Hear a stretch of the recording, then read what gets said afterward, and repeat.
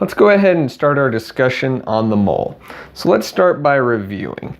So we've talked about atomic mass units, which will be abbreviated AMU or U, and sometimes we'll be using Dalton, and that's just the same equivalent. Okay, so how an AMU or a Dalton is defined is it's 1/12 the mass of a carbon-12 atom. If you recall, a carbon-12 atom has 6 protons and 6 neutrons. Okay, so we're looking at how much one of those subatomic particles that has an appreciable mass weighs. And if you recall, we're going to ignore the mass of the electron, okay, because we said the mass of the electron is about 1/2000th of that of a proton or a neutron.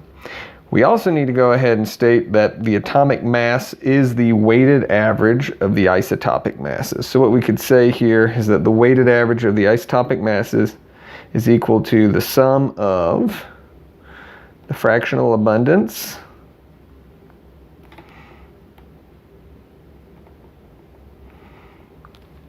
times the isotopic mass.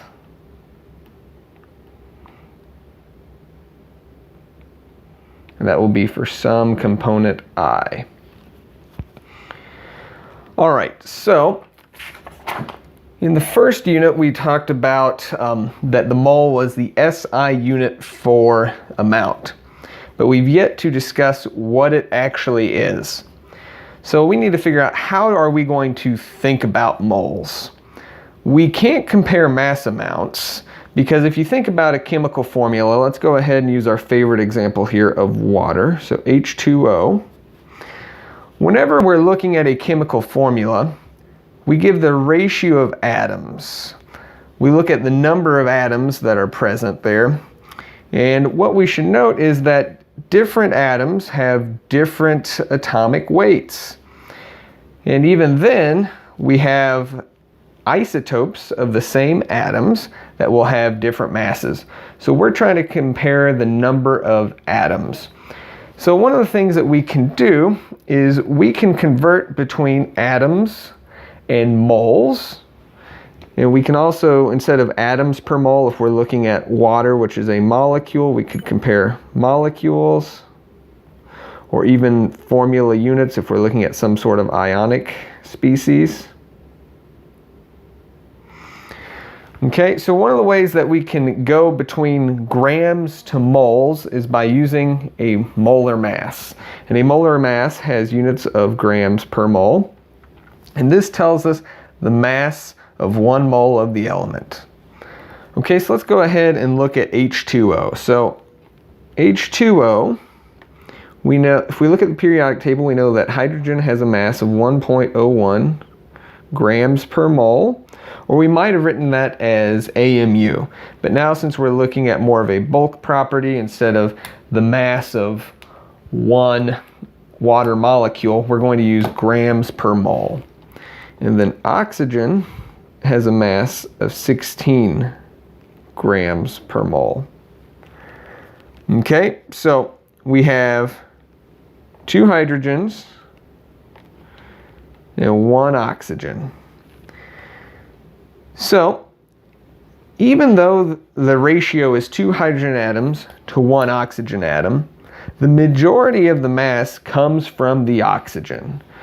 Okay, so H2O would have a molecular weight of, well, we take 2 times 1.01 grams per mole for the hydrogen, plus 1 times the 16 for the mass of oxygen. And we'll end up with a molecular weight of 18.02 grams per mole.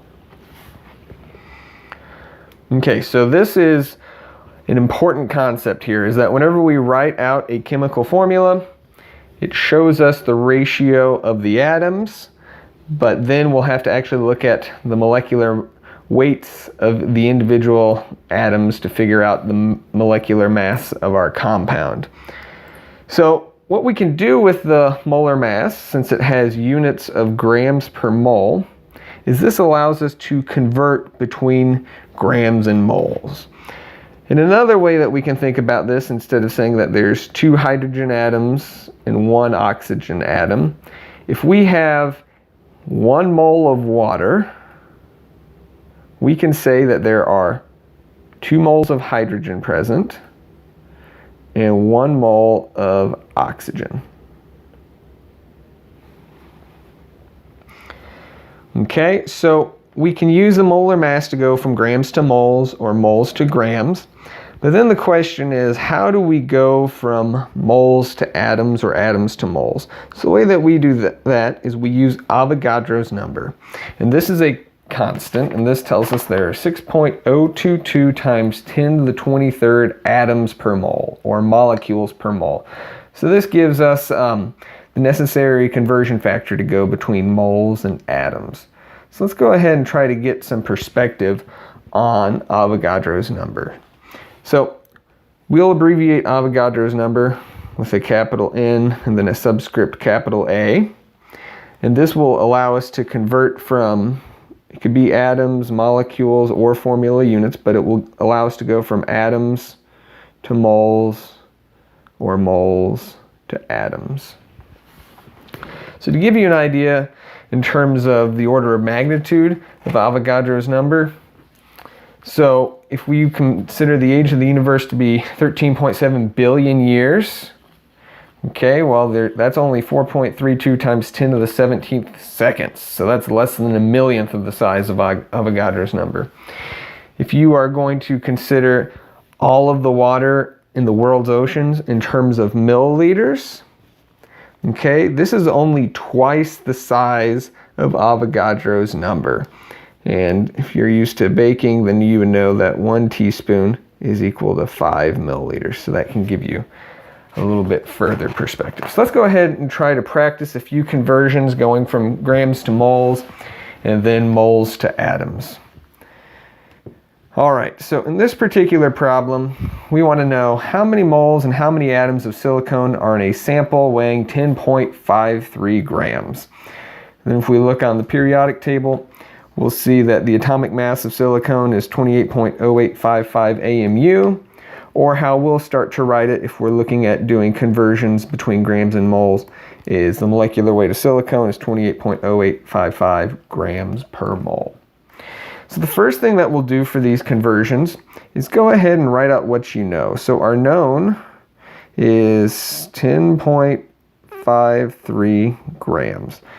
So in addition to putting the unit, I would go ahead and start to label this. So grams of silicone, because as we move on in the class, you're going to need to keep track of your labels as we start to do mole to mole conversions. All right, so the first thing we want to do is convert our grams to moles. So the way we can do that is we can use the molecular weight of silicone. Well, since we have grams of silicone in the numerator, that means grams of silicone will be in the denominator, moles of silicone will be in the numerator. And whenever we have conversion factors, they're pretty much always with respect to 1 mole. So the 1 is going to go with the moles, whether the moles is in the numerator or the denominator. The 1 will go with the moles. So we'll plug in our 28.0855 grams there. Whenever we plug this in, keeping in mind our sig figs, and our sig figs should be based off of what's given, so the 10.53 grams, we will have 0.3749 moles of silicone. Okay, and it is normal while you're doing these calculations to have a fraction of moles, but then whenever we start doing conversions from moles to atoms, it's going to be an integer value, because you can't have a portion of an atom. It's either there or it isn't. So let's go ahead and move on to the next step. So we've converted from grams to moles. So now we need to figure out how many atoms.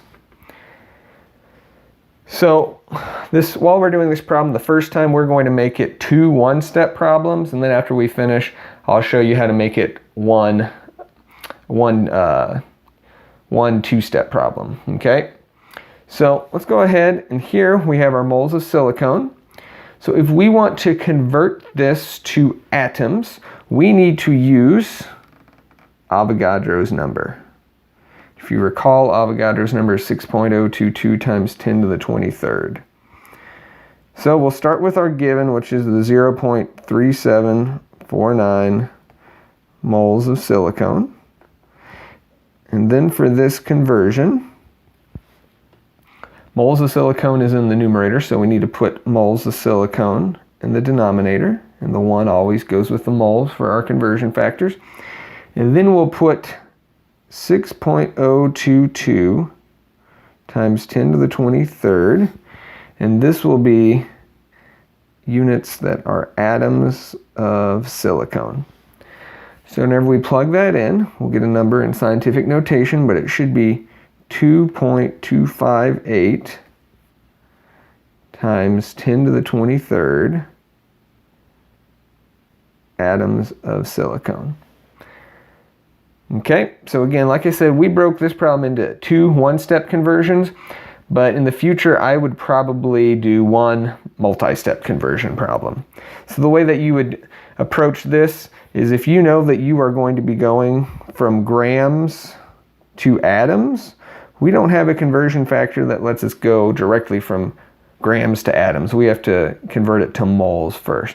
But the way you'd set this up is you'd have 10.53 grams of silicone. Then you'd have to convert it to moles in this step, so we'd use the molecular weight. And we would divide by the molecular weight since we're converting to moles. And then the next step would be using Avogadro's number. We're multiplying by Avogadro's number here.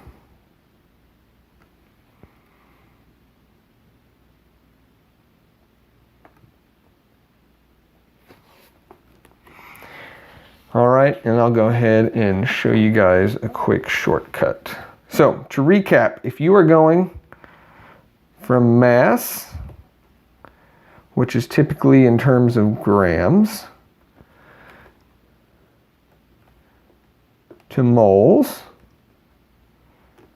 and then the other conversion we can do right now is to go from moles, and this could be atoms, molecules, formula units. It doesn't really matter, you could use any of these. It's all going to be with respect to 1 mole though, and you'd use Avogadro's number. So if you're going from mass to moles, you would have to divide by the molecular weight. That means if you're going from moles to grams, you would need to multiply by the molecular weight. If you're going from moles to atoms, you would have to multiply by Avogadro's number. But if you're going from atoms to moles, you would have to divide by Avogadro's number. All right, so you should use dimensional analysis, but if you feel like this kind of roadmap down here would help, I would encourage you to use that. All right, so next time we'll pick it up looking at calculating the molar mass and formula mass of some compounds.